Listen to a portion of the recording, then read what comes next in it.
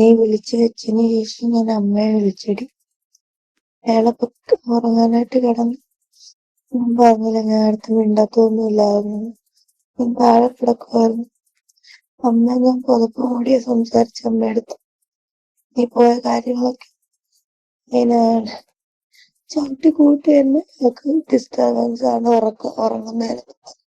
എനിക്ക് വയ്യാടി, കനക വയ്യ, വയറെല്ലാം ചവിട്ടി സഹിക്കാൻ പറ്റുന്നില്ല. ഇത്രയൊക്കെ കാണിച്ചിട്ട് അയാളുടെ കൂടെ അയാളുടെ കൂടെ നിൽക്കേണ്ടി വരുന്ന അവസ്ഥയാണ്. സൂസൈഡ് ചെയ്യാൻ പോലുള്ള ധൈര്യമില്ല എനിക്ക്.